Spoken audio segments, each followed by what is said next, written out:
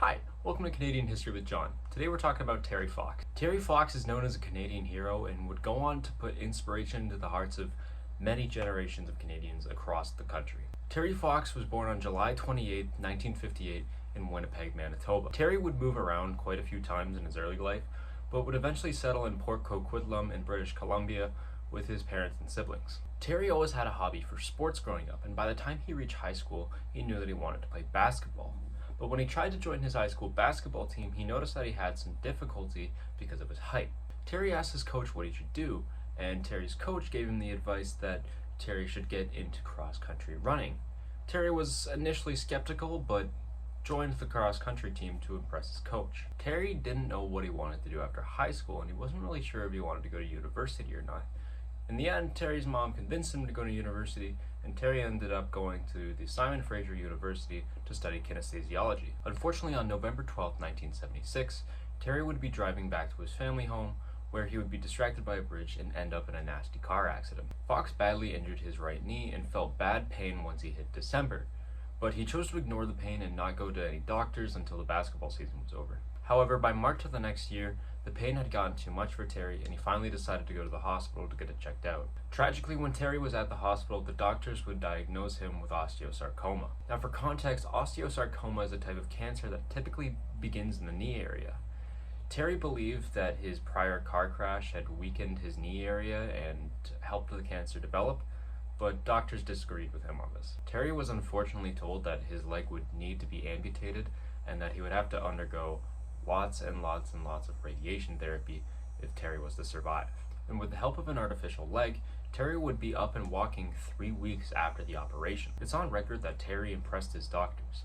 Even after going through an amputation and going through chemotherapy, Terry still had a brilliantly positive outlook on life, which hugely impressed his doctors. Fox would go on to endure 16 months of chemotherapy at the cancer facility, but found it difficult to be there because he didn't enjoy watching his fellow cancer survivors suffer and potentially die. But in the summer of 1977, Terry would be invited to play on a wheelchair basketball team, where only after a few months of training on how to play the sport from a wheelchair, Terry would be named member of the team and go on to win 3 national titles with the team. Right before Terry's amputation, he read about a man named Dick Traum. Now, Traum was the first amputee in history to successfully complete the New York City Marathon. Terry was hugely inspired by Traum, and once he was feeling up to it, he embarked on a 14-month training journey and told his family that he was preparing to run in the New York City Marathon. However, Fox never actually planned to run the New York City Marathon. He secretly planned to run the entirety of Canada from coast to coast. Terry wanted to raise awareness for cancer and also raise funding for cancer research. Terry was not impressed at all when he was being treated about how little funding cancer research had at the time. Because of the extra time it took for the springs in Terry's leg to reset, Terry was forced to run with a hop-step manner, but he didn't let this affect his training or his marathon in any way. However, Terry would experience increased pain when he was training. He would experience blisters as well as bone bruises and had a lot more pressure on his remaining leg and pain from his prosthetic leg as well. On October 15, 1979, Terry would send a letter to the Canadian Cancer Society. He announced his goal and told the Cancer Society that he would conquer his disability and told them that he would complete his run even if he had to crawl every mile. Fox would receive multiple endorsements and sponsorships throughout his run. Ford would donate Fox a camper van, Adidas would donate Fox the shoes that he ran with, and Imperial Motors would donate Fox all of the fuel that he would use throughout his run. On April 12, 1980, the marathon would officially begin, when Fox dipped his leg in the Atlantic Ocean near St. John's, Newfoundland and Labrador, and filled 2 bottles up. He filled 2 bottles of Atlantic water. One was a personal memento to keep, and the other one he planned to pour in the Pacific Ocean. The beginning of Terry's Fox was rather miserable. It was constantly raining with bad gales, and even started snowing at some parts of his run. But as Fox dealt with the pain and the bad weather, he finally persisted and was able to get out of the Maritimes by June 10th when he entered Quebec. Now, Terry would face challenges in Quebec that he didn't face in the Maritimes. None of his crew spoke French, and Quebecois drivers would regularly try to run him off of the road. But against all odds, inevitably, Terry would end up in Montreal on June 22, 1980. When he arrived in Montreal, Terry gained the attention of a man called Isidore Sharp. Now, Sharp was the founder and CEO of the Four Seasons Hotel and Resort. Unfortunately, Sharp had previously lost his son to melanoma, and this made him want to contribute and try and help Terry on his run. Sharp did this by accommodating Terry and his crew with food and housing at Four Seasons Hotel and Resort. Sharp knew that Terry was discouraged by the small amount of donations they were getting at the time, so Sharp pledged that for every mile he would donate $2, and he encouraged other companies to do the exact same thing. It was around this time that the Canadian Research Society had gotten into contact with Terry and told him that if he arrived in Ottawa on Canada Day, that it would boost fundraising efforts. So even though Terry wanted to leave Montreal, he stayed in the city a little longer than initially planned. Fox finally crossed into Ontario on the last Saturday of June, where he was met by a brass band and thousands upon thousands of people lined the streets to meet him and cheer him on his run. The Ontario Provincial Police, or the OPP, would escort Terry throughout his run in Ontario. And even though there was sweltering heat in July, Terry would run about 42 kilometers, or about a marathon, a day. When Terry was in Ottawa, he would meet many important figures, including then Prime Minister Pierre Trudeau.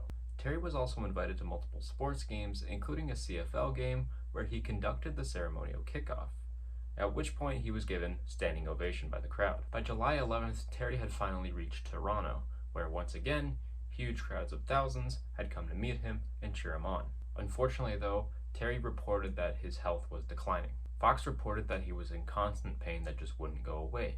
Shin splints, cysts, dizzy spells, and bruising were all things that Terry had to face on his run throughout Ontario. Unfortunately, on September 1st, just as Terry was hitting his last leg of Ontario, he had to briefly stop as he had a coughing fit and he couldn't stop wheezing. Crowds came over to cheer Terry on and encourage him to keep going, and Terry managed to squeeze out a few more miles after the incident, but eventually Terry just couldn't breathe regularly and he had to stop. Terry had to ask his brother to drive him to the hospital, and tragically the next day, Terry announced that he would be ending his run. It turns out that over time the cancer had returned to Terry and unfortunately spread to his lungs. There was no possible way Terry could have continued. Fox's marathon in total lasted 143 days, and he ran for 5,737 kilometers from St. John's, Newfoundland and Labrador to Thunder Bay, Ontario. Throughout his marathon, Terry managed to raise $1.7 million, or about $6 million in today's money, for cancer research before he had to stop. Over time, Terry's condition would tragically worsen, and on June 19th, 1981, he was admitted to the Royal Columbian Hospital in New Westminster. While at the hospital, Terry wouldn't get any better, and unfortunately, on June 28th, at around 4:35 a.m., Terry would slip into a coma and tragically pass away. Terry Fox is remembered as a Canadian hero, and he's not only remembered in Canada, but he's remembered around the world as well. It's known that Terry Fox would receive a huge amount of fan mail, and in one famous instance, a man from the United States mailed a letter to Terry Fox, and the only mailing address was Terry Fox, Canada. The letter ended up getting to him, by the way. Terry's legacy is still taught in schools to this day, and I don't think his battle against cancer will ever be forgotten. Terry's legacy is celebrated by Canadians still to this day via the Terry Fox Run.